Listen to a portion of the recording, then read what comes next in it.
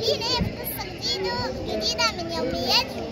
القصة بتاعتنا النهاردة بتحكي عن التاجر اللي كان معاه فلوس كتير وكان عنده قصر كبير ومليان أكل وفير كمان.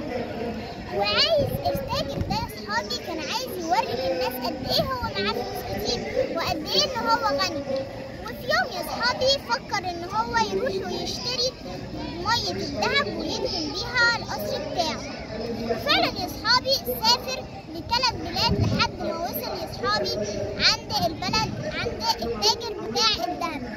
قال له انا جيت عندك عشان انت احسن تاجر دهب، وانا عارف ان انت هتديني دهب حلو.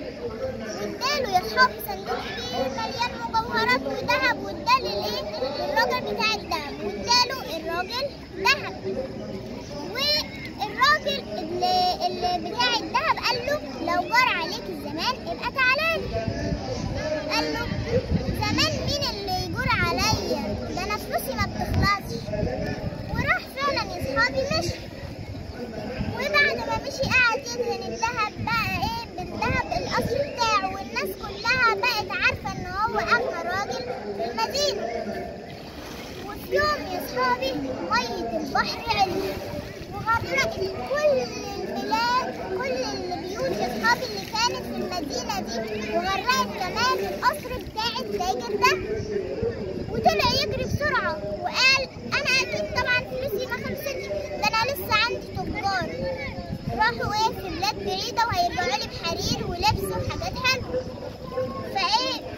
فرجع له تاجر واحد راجل واحد بس من الناس اللي راحوا عشان يشتروا له الحاجات دي، وقال له الحق الحق ده احنا البضاعه وقعت في الصحراء، جت عاصفه رمليه شديده ووقعت كل البضاعه في الصحراء، وكل حاجه عندك بتاعتك واحنا في الصحراء غرقت ضاعت في الصحراء. وزعل خالص الراجل لان هو كده بقى معهوش فلوس وبقى ماشي بلبسه والجزمه اللي لابسها بس. ومشي يا صحابي ما قدرش يقعد في البلد دي اكتر من كده. وفعلا يا صحابي راح لاول بلد يا صحابي هناك اشتغل بتاع مكوى. ولما اشتغل مع الراجل قال له هو انت ايه حكايتك؟ قال له انا كان معايا فلوس كتير وذهب كتير. فقال له وانا دهنت قصري العالي وبميه الذهب. فقال له طب انت ايه الغلطه اللي عملتها؟ قال له انا ما عملتش حاجه غلط. فراح الراجل اللي بتاع المكوى قال له خلاص انت ما تشتغلش معايا ولا انا اشتغل معاك. وبعدين راح يا اصحابي للراجل الحلاق، والراجل الحلاق برضو الراجل التاجر حكى للراجل الحلاق القصه. فراح الراجل الحلاق قال له ولا تحكي لي قصتك ولا احكي لك قصتي، انت ما تشتغلش معايا تاني. وبعدين يا اصحابي راح تالت بلد، وبعدين ما كانش معاه فلوس وبقى بيشحت من الناس. وهو ماشي بالصدفه قابل الراجل اللي كان باع له اللي هو اداله ميه الذهب زمان، وقال له لو جار عليك الزمان يبقى تعالالي.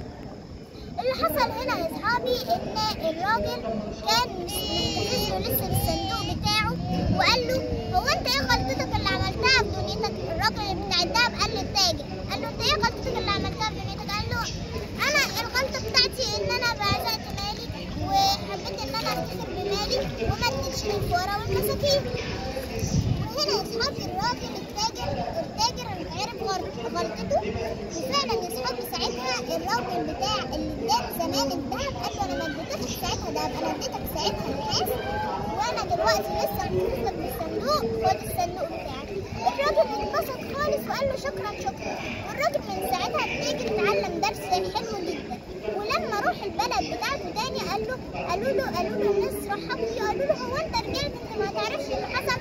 دول لقوا البضاعه بتاعتك اللي كانت في الصحراء، وكمان الميه بتاع البحر نزلت، والقلعه بتاعتك دلوقتي بخير وكويسه. وشكر الناس خالص. ومن ساعتها يا اصحابي هو بيدي للناس الفقراء والمساكين وما بيعملش حاجات غلط بالفلوس اللي معاه. لو عجبتكم القصه يا اصحابي ادخلوا على قناه المليار جوجو هتلاقوا قصص احلى واحلى واكتر بكتير. انا عارفه كلكم هتدخلوا دلوقتي وتشتركوا في القناه وتعملوا لايك. باي باي.